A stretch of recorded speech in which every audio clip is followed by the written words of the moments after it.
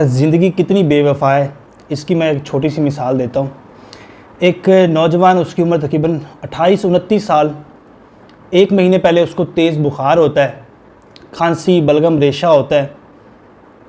मुज़फ़्फ़रगढ़ का वो रिहायशी था, वो चेक करवाता है तो पता चलता है कि उसके फेफड़े के अंदर थोड़ा सा पानी है।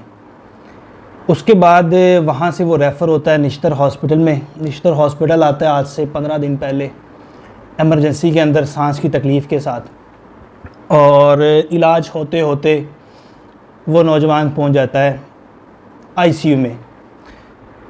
27 साल का नौजवान इस्लामिया यूनिवर्सिटी में इलेक्ट्रॉनिक्स इंजीनियरिंग का कोर्स कर रहा था, और जब उसको सांस की तकलीफ़ ज़्यादा हुई और ऐसी कंडीशन आ गई कि आईसीयू में शिफ्ट करना पड़ा।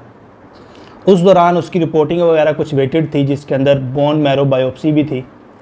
और जब बोन मैरो की आज रिपोर्ट आई तो पता चला कि उसको ब्लड का कैंसर हो गया, और ब्लड का कैंसर भी वो जो कि एक्यूट किस्म का होता है। एक ब्लड की कैंसर की बहुत सारी इकसाम है।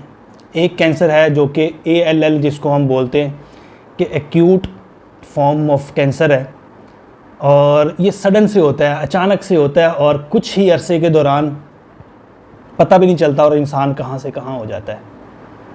आज जब उसकी रिपोर्ट आई बोन मैरो बायोप्सी की, उसकी हालत ऐसी थी कि उसका GCS 4 के राउंड अबाउट था। GCS होता है एक ऐसा स्केल जिसके ज़रिए हम ये प्रेडिक्ट कर सकते हैं कि एक शख्स, एक मरीज़ की हालत कैसी है, वो ठीक हो पाएगा या नहीं ठीक हो पाएगा, उसका रिस्पॉन्ड कैसा है ट्रीटमेंट पे, या जनरली उसको अगर हम चेक करें, कमांड दें, बोलें उसके साथ, तो वो कैसा रिस्पॉन्स कर रहा है। तो वो GCS उसका 4 था। अगर वो 3 हो तो तकरीबन हम पेशेंट को डेथ डिक्लेयर कर देते हैं कि वो ज़िंदा नहीं है। GCS 4 उसकी रिपोर्ट आई बोन मैरो की। उसके वालिद साहब ने ला के मुझे पकड़ाई और पूछा कि डॉक्टर साहब इस रिपोर्ट में क्या है।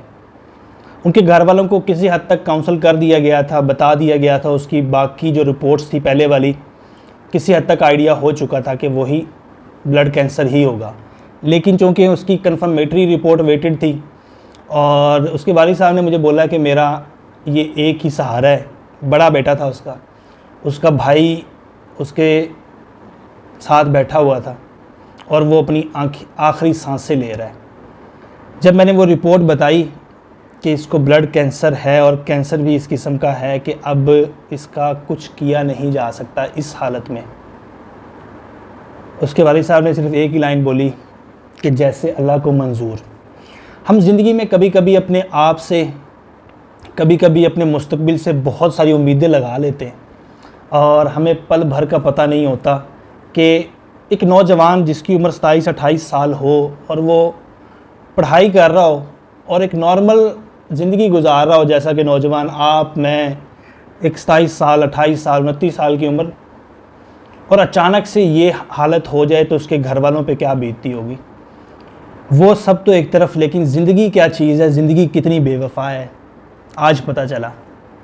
उम्र अगर हो जाए 60 साल, 70 साल, तो ज़िंदगी मौत का कोई पता नहीं है, तो उस वक्त किसी न किसी हद तक सब्र आ जाता है। लेकिन एक नौजवान की मौत और ऐसे अचानक से हो जाना, कोई फैमिली हिस्ट्री नहीं, कोई ऐसी पुरानी बीमारी नहीं जिसकी वजह से काफ़ी देर अस्पताल में दाखिल रहा हो, या कोई ऐसा कोई इलाज चलता रहा हो, और अचानक से 1 महीने के अंदर कहाँ से कहाँ पे हो गया। ज़िंदगी बहुत बेवफ़ा है। यकीन करें, हम ज़िंदगी में पता नहीं क्या क्या उम्मीदें लगा बैठते हैं, लेकिन हमें पता नहीं होता अगले पल का भी, किस किस का हक मार बैठते हैं, किस किस के साथ नाइंसाफ़ी कर बैठते हैं। तो खुदारा जो असल ज़िंदगी है उसका सोचें। ये ज़िंदगी जो है ये तो बिल्कुल आर्जी ज़िंदगी है। आईसीयू के दौरान ये चीज़ें बड़ी सीखने को मिलती हैं। मेडिकल के साथ साथ एक इंसानियत सीखने को मिलती है कि इंसान की क्या अहमियत है, इंसान की क्या वक़्त है इस दुनिया के अंदर, कि कब आया कब चला गया और कोई पता नहीं।